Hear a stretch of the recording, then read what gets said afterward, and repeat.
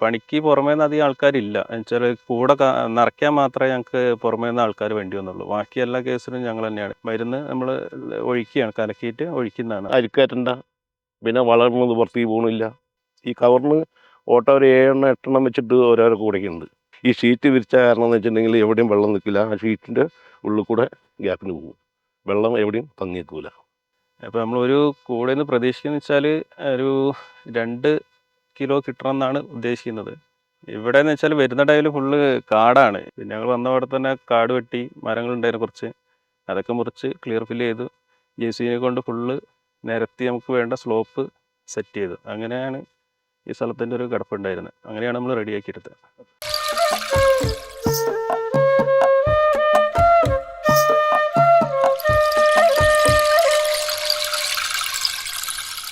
പടംപറമ്പും ഇന്നുള്ളത് അമ്പലവയൽ പഞ്ചായത്തിലെ മലയച്ചൻകൊല്ലിയിലാണ്. ഇവിടെ ഒരു ഗ്രോ ബാഗിൽ, അതായത് 15,000 ഗ്രോ ബാഗിൽ ഇഞ്ചി കൃഷി ചെയ്യുന്ന ഒരു യുവ കർഷകനെയാണ് പ്രേക്ഷകർക്കായിട്ട് പരിചയപ്പെടുത്തുന്നത്. അപ്പോൾ കാണാം കാഴ്ചകൾ.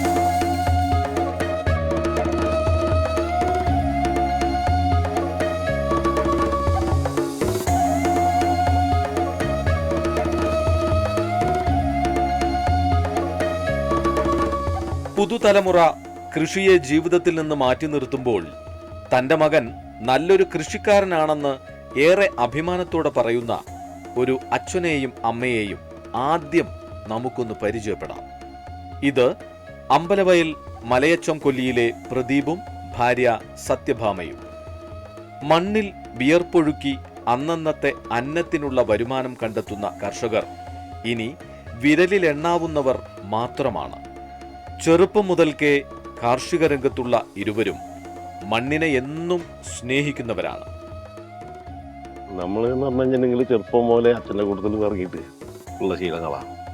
അതെന്ന് പറഞ്ഞു കഴിഞ്ഞിട്ടുണ്ടെങ്കിൽ ആരും പഠിപ്പിച്ചു തന്നതൊന്നുമല്ല, സ്വയം ചെയ്ത് പഠിച്ചിട്ടുള്ള കാര്യങ്ങളാണ്. പിന്നെ ഇപ്പോൾ ഒരുമാതിരി അറിവുകൾ വെച്ചു. പിന്നെ അച്ഛൻ ഒന്ന് മാറിയപ്പോൾ പിന്നെ ഞാൻ തന്നെയായി അതിൻ്റെ കാര്യങ്ങൾ. പിന്നെ ഞാൻ ചെയ്യാത്ത കൃഷികൾ വളരെ കുറവായിരിക്കും. എല്ലാ സ്ഥലങ്ങളിലും എത്തിയിട്ടുണ്ട്. കർണാടകയായാലും ഇവിടെ തന്നെ ആയാലും മൊത്തത്തിൽ. അപ്പോൾ അന്നത്തെ രീതിയല്ല ഇന്ന്. അന്നെന്ന് പറഞ്ഞു കഴിഞ്ഞിട്ടുണ്ടെങ്കിൽ നമ്മൾ വളക്കടയിൽ പോയിട്ട് വളം ചോദിച്ചു മേടിക്കുന്നതാണ് അന്നത്തെ രീതി. ഇന്ന് അതല്ല. ഇന്നും അതിനുള്ള മാറ്റങ്ങൾ വേറെ വന്നുകൊണ്ടിരിക്കും. പണ്ട് നമുക്ക് അറിവുണ്ടെങ്കിലാണ് നമുക്ക് ആ വളമോ മരുന്നോ മേടിക്കാനോ ചെയ്യാനോ കഴിയുള്ളായിരുന്നു. കടക്കാർ ഇന്നത്തെ പോലെ അന്ന് പറഞ്ഞു തരില്ല. കർണാടകയിൽ ഞാൻ കുറേ കൃഷികൾ ചെയ്തിട്ടുള്ളതാണ്. ഇഞ്ചി കൃഷിയും ചെയ്തിട്ടുണ്ട്, വാഴയും ചെയ്തിട്ടുണ്ട്. അതൊരു 7-8 കൊല്ലത്തോളം ഉണ്ടായിരുന്നു. പിന്നെ 2 കൊല്ലത്തോളം ഞാൻ വേറെ പുറമെ ആൾക്കാരുടെ കൂട്ടത്തിൽ പോയിട്ട് വേറെയും ചെയ്തിട്ടുള്ള ശീലങ്ങളാണ്. അവിടെ നല്ല വിജയങ്ങളൊക്കെ ഉണ്ടായിട്ടുണ്ട്. ഇതിലിപ്പം മാറ്റം എന്ന് പറഞ്ഞു കഴിഞ്ഞിട്ടുണ്ടെങ്കിൽ ഒന്ന് പണിയരുത്, ഒന്ന് അരിക്കറ്റണ്ട, പിന്നെ വളർന്നത് പുറത്തേക്ക് പോകണില്ല. പിന്നെ എന്ന് പറഞ്ഞു കഴിഞ്ഞിട്ടുണ്ടെങ്കിൽ അതിന് മാത്രമുള്ള റിസ്ക് ഇല്ല. അവിടെ ആണെന്ന് വെച്ചിട്ടുണ്ടെങ്കിൽ അത് അരിക്കറ്റണം, വളരണം, പിന്നെ ഈ കളവറി അങ്ങനെയുള്ള പണികളൊന്നും ഇതിൽ വരുന്നില്ല. ഇത് എളുപ്പമുള്ള സംഗതികളാണ്. ഞങ്ങളെ വീട്ടിലും കൃഷിയൊക്കെ തന്നെയാണ്. ഇഞ്ചി, വാഴ എല്ലാം ഉണ്ട്. അങ്ങനെ കണ്ട് വളർന്നു വന്നത് തന്നെയാണ്. കപ്പയായിട്ടും എല്ലാം. പ്രതിവേട്ടൻ്റെ കൂടെ കൂടിയതിന് ശേഷം ഇഞ്ചി, വാഴ എല്ലാം വീട്ടിലും കൂടുതലായിട്ടാണ് ഞങ്ങൾ ചെയ്യുന്നത്. ഞങ്ങൾ 4 ആളും. ഞാനും ഏട്ടനെ ആദ്യം എടുക്കും. അങ്ങനെ കുറച്ച് പണിക്കാരൊക്കെ വെച്ച് ആദ്യമേ അങ്ങനെ ചെയ്യും. പണ്ട് മുതലേ കൃഷിക്ക് തന്നെ ഇറങ്ങും. രാവിലെ മുതലേ ഭക്ഷണം ഉണ്ടാക്കി വൈകുന്നേരം വരെ വെക്കും, പണിയെടുത്ത് അങ്ങനെ. ഗ്രോ ബാഗിലെ ഇഞ്ചി കൃഷിക്ക് വയനാട്ടിലും പ്രിയമേറുന്നു എന്നതിൻ്റെ ഉത്തമ ഉദാഹരണമാണ് ഈ കൃഷിയിടം.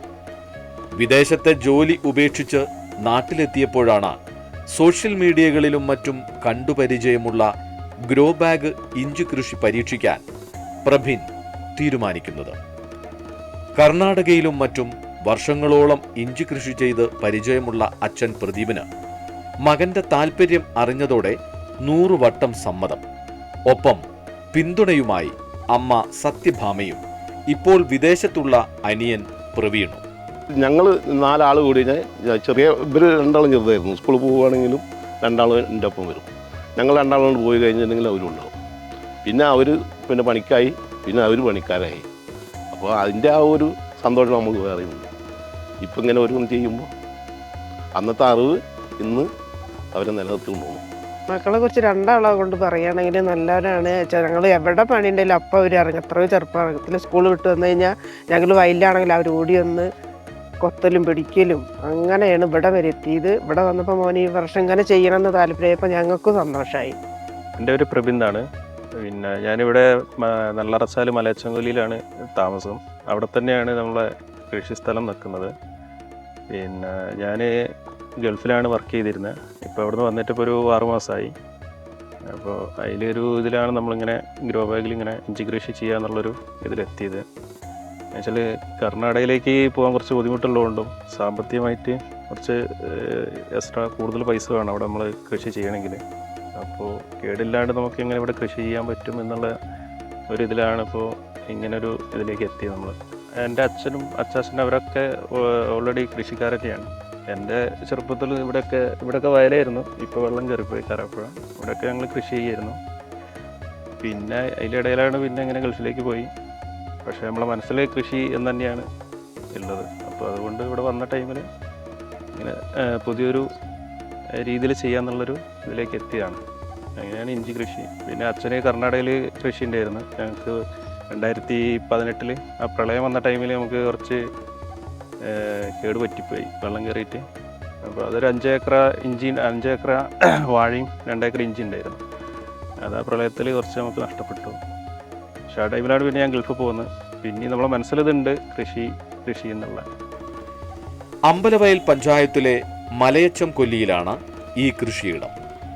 പാട്ടത്തിനെടുത്ത 75 സെന്റ് സ്ഥലത്താണ് ഇവർ ഗ്രോ ബാഗ് ഇഞ്ചി കൃഷി ചെയ്യുന്നത്. ഏകദേശം 15,000 ഗ്രോ ബാഗുകളിൽ ഇവിടെ ഇഞ്ചി തഴച്ചു വളരുന്നു. ഞാൻ ഗൾഫിൽ നിന്ന് ഇങ്ങനെ ഓരോന്ന് നോക്കുമായിരുന്നു. പിന്നെ ഇവിടെ നോർമലി ചെയ്തത് ഫുള്ള് കേടാ വരും. നമ്മൾ നോർമലി മണ്ണ് ഇളക്കി അതിൽ കള്ളി നട്ട് അങ്ങനെയാണ് നമ്മൾ സാധാരണ ചെയ്യല്. പക്ഷേ ഇവിടുത്തെ മണ്ണ് കുറച്ച് മോശമായതുകൊണ്ട് നമുക്ക് പണ്ടത്തെ പോലെ വയനാട്ടിൽ കൃഷി നടക്കൂല. ഇപ്പോൾ ഇഞ്ചി കൃഷി മഹാളിയും ഫുള്ള് ഫംഗസിൻ്റെ ഇഷ്യൂ ആണ്. അപ്പോൾ അതുകൊണ്ട് അങ്ങനത്തെ ഒരു പരിപാടി നമുക്ക് ഇപ്പോൾ ചെയ്യാൻ പറ്റുന്നില്ല. അല്ല പിന്നെ പുതിയ മണ്ണ് കിട്ടണം. ഇപ്പോൾ അങ്ങനെ ഒരു സാഹചര്യം ഇപ്പോൾ വയനാട്ടിലില്ല. അതുകൊണ്ടാണ് ഇപ്പോൾ എല്ലാവരും ഈ കർണാടക അതർ സ്റ്റേറ്റിലേക്ക് മാറിക്കൊണ്ടിരിക്കുന്നത്. അപ്പോൾ എൻ്റെ ഒരു കൺസെപ്റ്റിൽ ഇങ്ങനെ തോന്നിയാണ്. പിന്നെ ഞാൻ ഓൾറെഡി ഇങ്ങനെ ഓരോ ചെക്ക് ചെയ്തു, ഇങ്ങനെ ഓരോന്ന് നോക്കി അങ്ങനെയാണ് ഒരു ഗ്രോ ബാഗ് ചെയ്യാം, പുതിയ മണ്ണ് നമുക്ക് എടുത്തിട്ട് ചെയ്യാമെന്നുള്ളൊരു കൺസെപ്റ്റിലേക്ക് എത്തിയത്. അത് ആദ്യം ഞാൻ ഫോണിൽ ഇങ്ങനെ കണ്ടിരുന്നു ഓൾറെഡി. പിന്നെ നമ്മളിവിടെ ഉള്ളവരൊക്കെ ഇങ്ങനെ ചെയ്യുന്നത് ഗ്രോ ബാഗിൽ ആദ്യം ഞങ്ങൾക്ക് ഇവിടെ വീടിൻ്റെ സ്ഥലത്ത് തന്നെ ഒരു 10 ഏക്കർ മറ്റേ സിമെൻറ്റ് ചാക്ക് ഉണ്ടായിരുന്നു. അതിൽ ഞങ്ങൾ ഇഞ്ചി നട്ടിരുന്നു. മറ്റേ വലിയ ആനച്ചോടം എന്ന് പറഞ്ഞ ഒരു ഇഞ്ചി ഉണ്ട്. അപ്പോൾ അത് നമ്മളിവിടെ നട്ടുണ്ടായിരുന്നു കഴിഞ്ഞ സീസണിൽ. അപ്പോൾ അത് നല്ലൊരു വിളവ് കണ്ടപ്പോൾ അങ്ങനെയും കൂടി ചെയ്യാമെന്നുള്ളൊരു ഇതിലാണ് ഈ ഗ്രോ ബാഗിലേക്ക് നമ്മൾ മാറിയത്. ഇത് നമ്മൾ തുടങ്ങിയതെന്ന് വെച്ചാൽ ഒരു ജനുവരി ടൈമിൽ തന്നെ നമുക്ക് പരിപാടി ചെയ്യാൻ തുടങ്ങിയിരുന്നു. ഫസ്റ്റ് സ്ഥലം കണ്ടെത്തിയിരുന്നു. നമുക്ക് സ്ലോപ്പുള്ളൊരു സ്ഥലം കിട്ടണം. നമുക്ക് ഗ്രോ ബാഗ് വെക്കാൻ വേണ്ടിയിട്ട് ഒരു നോർമലി ആയിട്ടുള്ളൊരു സ്ലോപ്പ് സ്ഥലം കിട്ടണം. അപ്പോൾ അങ്ങനെ നമ്മളെ വീടിൻ്റെ അടുത്ത് തന്നെ ഇങ്ങനെ കോളനീൻ്റെ അടുത്ത് നമുക്കൊരു 75 സെൻറ്റ് സ്ഥലം കിട്ടിയിരുന്നു. അപ്പോൾ അത് നിരത്തി ലെവൽ ചെയ്തു. അതിനുശേഷം നമ്മൾ ഇഞ്ചി വിത്ത് ആ ടൈമിൽ ഭയങ്കര വിലയായിരുന്നു. 3800-4000 കൊടുത്തിട്ട് നമ്മൾ വിത്ത് വാങ്ങിയത്. കർണാടകയിൽ നിന്നാണ് കൊണ്ടുവന്നത്. പിന്നെ അങ്ങനെ അത് കൊണ്ടുവന്നു. പിന്നെ ഗ്രോ ബാഗിൻ്റെ കേസ് നമ്മളിവിടെ അമ്പലയിൽ തന്നെ ഒരു ടീം ഉണ്ടായിരുന്നു, നമ്മളൊരു കൂട്ടുകാരൻ. അപ്പോൾ ആ ഒരു കെയർ ഓഫിൽ നമ്മൾ 15,000 കൂടെ നമ്മൾ ഇറക്കി. പിന്നെ അതേപോലെ മൾച്ചി ഷീറ്റ് ആണ് നമ്മൾ യൂസ് ചെയ്തിട്ടുള്ളത്. വീഡ് മാറ്റ് അല്ല, മൾച്ചി ഷീറ്റ് ഉപയോഗിച്ച്. അത് ഇവിടെ അടുത്ത് തന്നെ നമുക്ക് ഹോൾസെയിൽ റേറ്റിൽ സാധനം കിട്ടിയിരുന്നു. അങ്ങനെയാണ് ഇതിൻ്റെ സാധനങ്ങളൊക്കെ ഒരുക്കിയത്. ഇവിടെ എന്ന് വെച്ചാൽ വരുന്ന ടൈമിൽ ഫുള്ള് കാടാണ്. ഓരോരുത്തർക്കുള്ള ഓരിയാണിത് ശരിക്കും പറഞ്ഞു കഴിഞ്ഞാൽ. അപ്പോൾ ഇതേപോലെ 10-15 ഓരി ഉണ്ട്. അതിലൊരു ഓരിയാണ് ഞങ്ങൾ എടുത്തിട്ടുള്ളത്. അപ്പോൾ വന്ന ടൈമിൽ ഇവിടെ ഫുള്ള് കാട് പിടിച്ച് മൃഗങ്ങളും വരുന്നുണ്ട്. അങ്ങനത്തെ ഒരു സിറ്റുവേഷനിലായിരുന്നു. പിന്നെ ഞങ്ങൾ വന്നവിടെ തന്നെ കാട് വെട്ടി മരങ്ങളുണ്ടായിരുന്നു കുറച്ച്, അതൊക്കെ മുറിച്ച് ക്ലിയർ ഫില്ല് ചെയ്തു.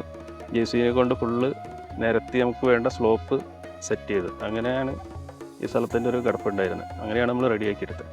അതിൻ്റെ കൂടെ തന്നെ നമുക്കൊരു പ്രശ്നം എന്താണെന്ന് വെച്ചാൽ ഈ സൈഡിൽ ആരും കൃഷി ചെയ്യുന്നില്ലായിരുന്നു. നമ്മളെ ഈ ഒരു ഇത്ര ഏരിയയിൽ ഓരോരുത്തർക്ക് ഓരിയുണ്ട്. അതിലൊന്നും ആരും കൃഷി ചെയ്യാണ്ടായപ്പോൾ കാടായി. അപ്പോൾ ഇവിടുന്ന് വരുന്ന ഇതിൻ്റെ അപ്പുറം ഈ പുഴേൻ്റെ അപ്പുറത്ത് ഇവിടുന്ന് നമുക്ക് ഈ വന്യമൃഗങ്ങളൊക്കെ വരുമായിരുന്നു. അതിന് നമ്മൾ പിന്നെ നെറ്റ് ഇട്ടു.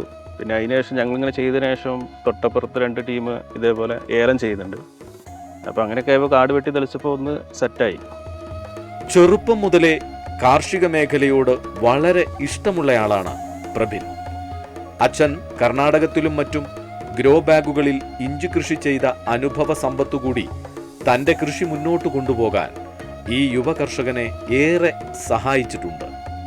എനിക്കത് നല്ല എൻ്റെ മനസ്സിന് നല്ലൊരു എന്താ പറയുക, അത്രയും ആ ഒരു സ്നേഹത്തോട് കൂടിയിട്ടുള്ള ആ ഒരു രീതിയൊക്കെ കാണുന്നു. കൃഷിനോടായാലും ഇപ്പോൾ ഇവർ അതിനോട് താല്പര്യം കാണിച്ചപ്പോൾ കൃഷിയോട് ഉള്ള കൂടുതലുള്ള താല്പര്യം അവർ കാണിക്കുമ്പോൾ അത് നന്നായി എടുക്കാൻ അവരെ കൊണ്ട് കഴിയുന്നുള്ളത് എനിക്ക് നല്ല ഉറപ്പുണ്ട്. രണ്ടാളും ഇവിടുന്ന് ഗൾഫ് പോണവരെ പഠിക്കുന്ന ടൈമിനായാലും ഒഴിവ് കിട്ടിയാലും അല്ലെങ്കിൽ ഒഴിവുള്ള ദിവസമായാലും ഞങ്ങളെ കൂടുതൽ പണിക്കുണ്ടാവും. രണ്ടാളും അങ്ങനെ തന്നെ, രണ്ടാൾക്കും അറിയാം എല്ലാ കൃഷി മേഖലയിലും എല്ലാത്തിനും അവർ അറിഞ്ഞും ചെയ്യും ചെറുപ്പത്തിൽ. അങ്ങനെ അതാണ് അവരെ ഇതിനുള്ള താല്പര്യം കാണിച്ചത്. അടുത്ത കൃഷിക്ക് നമ്മളിത് കൂട്ടി ചെയ്യണം എന്നുള്ളത് തന്നെയാണ് താല്പര്യം. അതിനാണ് ഞങ്ങളിപ്പോൾ ഇതിൽ നിന്ന് തന്നെ വിത്ത് ഉണ്ടാക്കി എടുക്കണം എന്നുള്ളൊരു താല്പര്യത്തോട് കൂടിയിട്ടാണ് ഞങ്ങളിപ്പോൾ നിൽക്കുന്നത്.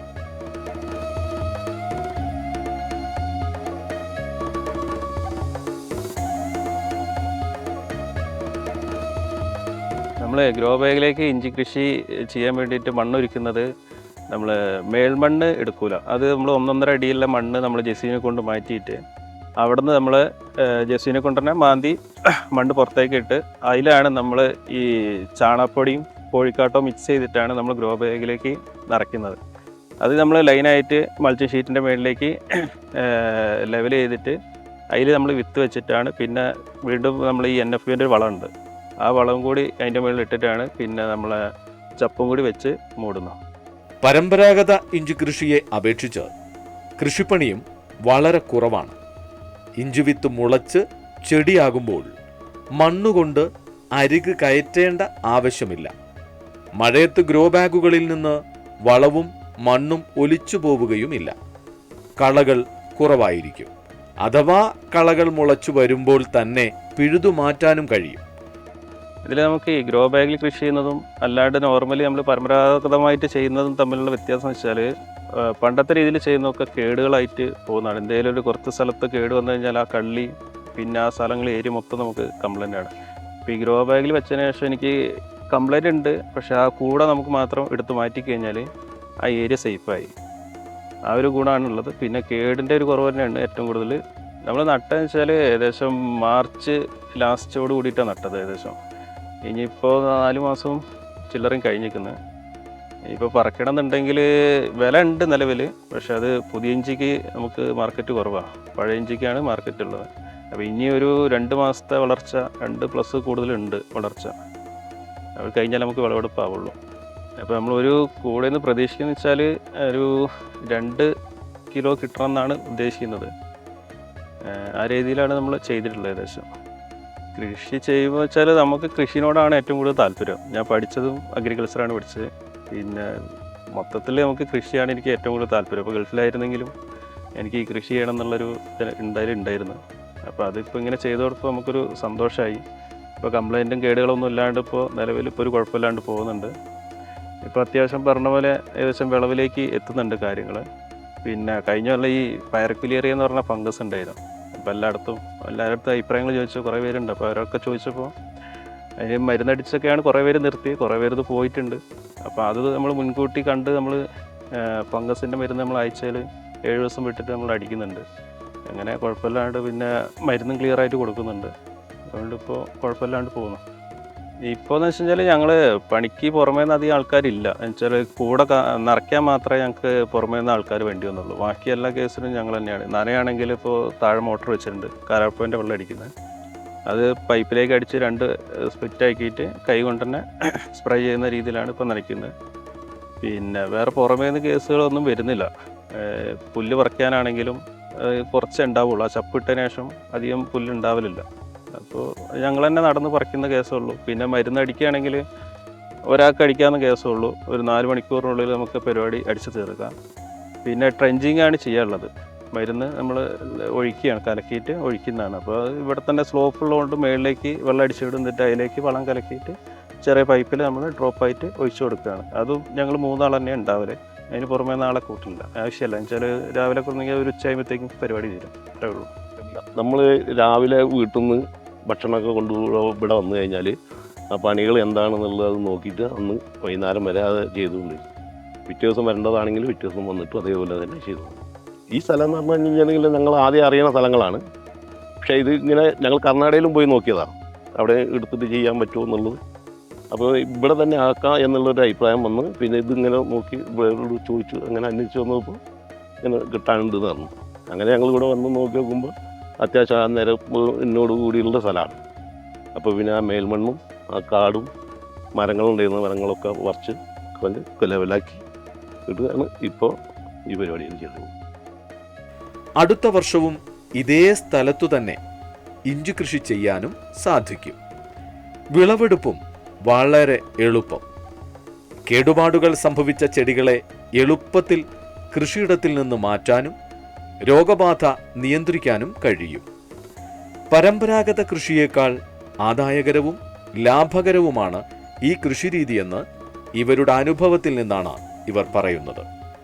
ഇവിടെ നോർമലി ചെയ്തത് ഫുള്ള് കേടാ വരും. നമ്മൾ നോർമലി മണ്ണ് ഇളക്കി അതിൽ കള്ളി നട്ട് അങ്ങനെയാണ് നമ്മൾ സാധാരണ ചെയ്യല്. പക്ഷേ ഇവിടുത്തെ മണ്ണ് കുറച്ച് മോശമായതുകൊണ്ട് നമുക്ക് പണ്ടത്തെ പോലെ വയനാട്ടിൽ കൃഷി നടക്കൂല. ഇപ്പോൾ ഇഞ്ചി കൃഷി മഹാളിയും ഫുള്ള് ഫംഗസിൻ്റെ ഇഷ്യൂ ആണ്. അപ്പോൾ അതുകൊണ്ട് അങ്ങനത്തെ ഒരു പരിപാടി നമുക്ക് ഇപ്പോൾ ചെയ്യാൻ പറ്റുന്നില്ല. അല്ല പിന്നെ പുതിയ മണ്ണ് കിട്ടണം. ഇപ്പോൾ അങ്ങനെ ഒരു സാഹചര്യം ഇപ്പോൾ വയനാട്ടിലില്ല. അതുകൊണ്ടാണ് ഇപ്പോൾ എല്ലാവരും ഈ കർണാടക അതർ സ്റ്റേറ്റിലേക്ക് മാറിക്കൊണ്ടിരിക്കുന്നത്. മഴ കൂടുതൽ പെയ്ത് കഴിഞ്ഞിട്ടുണ്ടെങ്കിൽ അതിന് ഞങ്ങൾക്ക് ഓട്ട ഒത്തിരിയുണ്ട് കവറിന്. ഈ കവറിന് ഓട്ട ഒരു 7 8 വെച്ചിട്ട് ഓരോരോ കൂടൊക്കെയുണ്ട്. അപ്പോൾ അതിൽ ഒരു കാരണവശാലും വെള്ളം അതിൽ കെട്ടി നിൽക്കില്ല. പക്ഷെ അടിയിലേക്ക് ഇറങ്ങിയിട്ടുള്ള ചീച്ചലുണ്ടല്ലോ, ഈ വയനാട് മണ്ണിന് ഒരു ലേശം കട്ടി കുറവുള്ള മണ്ണ്.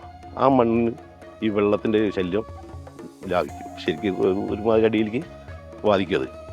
അപ്പോൾ അതിനാണ് ഈ ഓട്ട കുത്തി കൊടുത്തിട്ടുള്ളത്. അതിനാണ് അടിയിൽ ഈ ഷീറ്റ് വിരിച്ച കാരണം എന്ന് വെച്ചിട്ടുണ്ടെങ്കിൽ എവിടെയും വെള്ളം നിൽക്കില്ല. ആ ഷീറ്റിൻ്റെ ഉള്ളിൽ കൂടെ ഗ്യാപ്പിന് പോകും, വെള്ളം എവിടെയും തങ്ങി നിൽക്കില്ല.